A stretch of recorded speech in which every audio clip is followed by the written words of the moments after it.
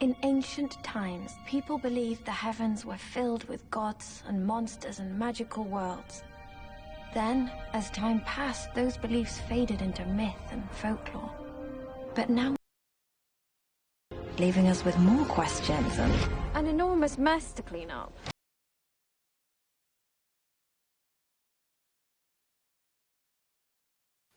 I love we have this weird little mentally ill atheist troll that hits our chat sometimes called Top Dog Shattuck. Oh man. And yeah, the guy, like, he has a video avatar.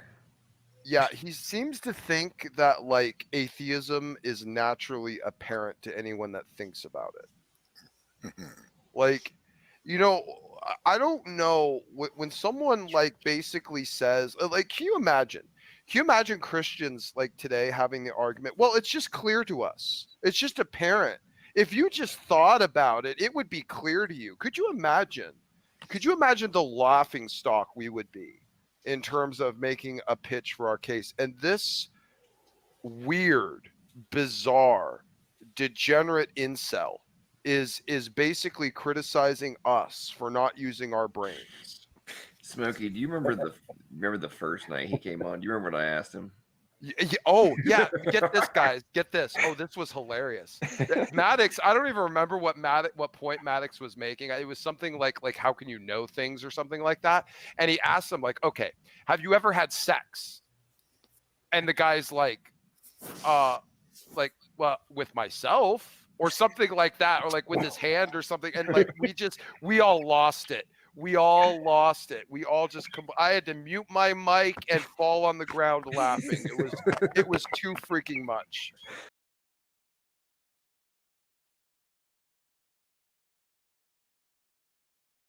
Have you ever had sex? Don't think so. You don't think you've ever had sex? I mean, if you, whatever, you know, to yourself. Oh. I don't know what you call Okay. that. Have you ever had intercourse with another human? Nope. Okay. If you had, He being awesome. if you had, would you be able to know beyond all doubt that you had had sex with that person?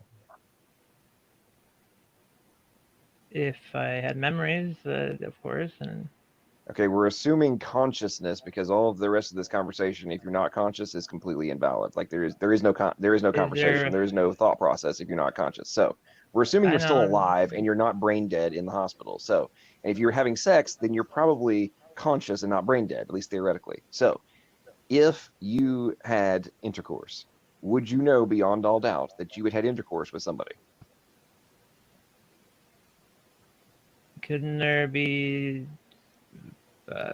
other things to make the memory do? You could have mental problems or something. It was too much. It was too much. It was stuff up, man. And Maddox, God bless you, through the chuckle, kept the argument going. Somehow.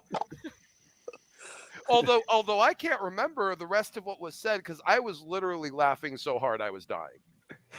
I forget what I said now, but I was basically going to. What led to it was he was denying, like, being able to have any kind of absolute awareness or like actually, yes, I know this to be true. And where I was ultimately going with it was like, has your penis ever been inside a woman? Like, if it has, like, you know this happened, right? You make this up, and the and then it was with my hand and I didn't really know how to go with that one. Like, I mean, I knew, like, okay, well, I guess you can. There's somewhere you can go with that, but I'm like, I didn't really want to discuss jerking off on the street. You just kept on going. You kept on talking, yeah. That was amazing, man. That was, we have some of those real magical.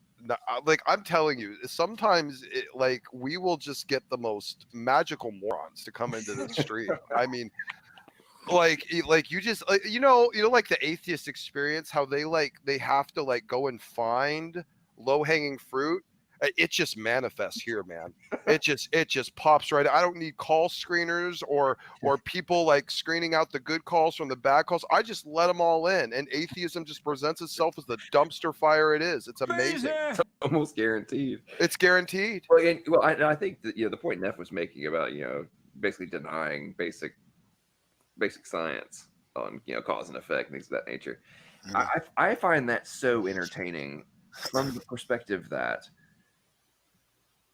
in the previous sentence, right before they say that kind of thing, they will have argued that naturalism and the laws of nature are the explanation, and it's like, okay, I am now explaining to you why the laws of nature do not account for this. Wait a minute. So you're now suspending the parameters of the laws of nature that you just said are the only things that exist. Yeah. Wait, hang on. Didn't you just say, and I'm speaking rhetorically here of like the people that do actually do this say this, well, there's another law of nature we don't know about yet that solves this one. And I'm like, okay, so basically what you're saying is there's another law of nature that negates the other laws of nature. That is the logic you have to follow to reach that conclusion. Oh, wait, first, second, third laws of thermodynamics, they don't apply when you insert this variable into the equation. Like, what? Okay, so we know that the only time you're able to circumvent the natural outcome of those laws is if you have an intelligent agent that is able to do so. You're claiming there's another natural law that enables you to do the actions of an intelligent agent. Huh. That sounds like God. Congratulations on your deduction. Yay. Yeah, guys, by the way, time out Top Dog until he can say at least one sentence that is intelligent. If he is not able to say a single sentence that is intelligent, you can go ahead and keep timing him out. Like I swear, the level of stupid this kid will say is outstanding. Like, truly it is. The man you see in this video is actor Steven Seagal. This man may not be one of the best actors in the world, but there can be no doubt he is one of the most dangerous.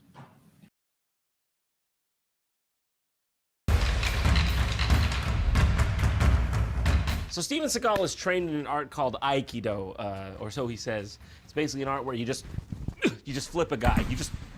You just throw a guy. That's what it is. Dude, I'd be careful if I were you. That's a dangerous man.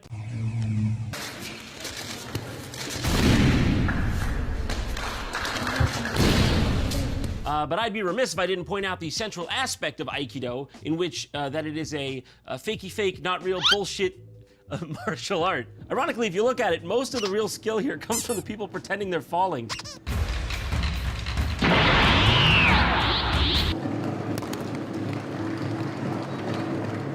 So, that's probably a good sign of things to come. There you go. Not bad there, Neff. That is outstanding.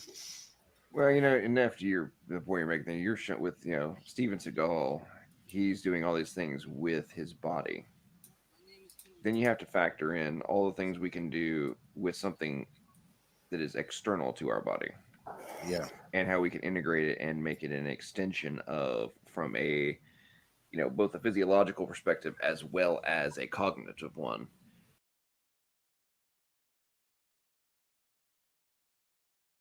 Right. Hey, here's an interesting passage in the Bible about this kind of a thing. I think it was Solomon when he was a young man. Not Solomon, Samson. Samson, when he was a young man, a young lion roared at him.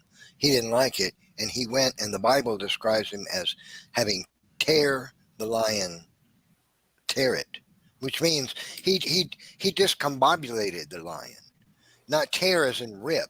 The word in the King James Bible to tear means to dismantle, to completely discombobulate. So in other words, Solomon took this lion and he separated its bones at a joint. He broke this lion apart. He beat that lion into a smithereens. That lion lay dead with its bones at a joint. And he did it like it was nothing. The lion roars at him, and Solomon says, "Oh yeah, I'm gonna come get some of this." And he comes rushing over there, grabs that lion, slings him around, beats on him, snatches him, throws him to the ground. The lion is dead as hell.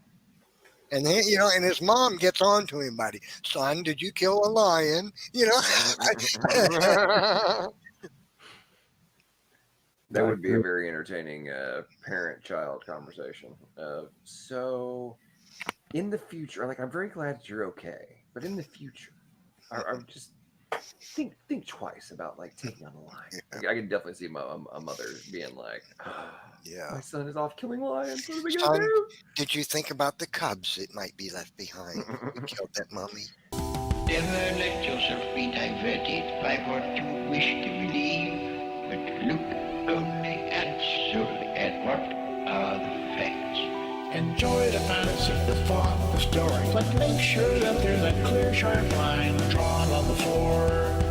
To do otherwise is to embrace man.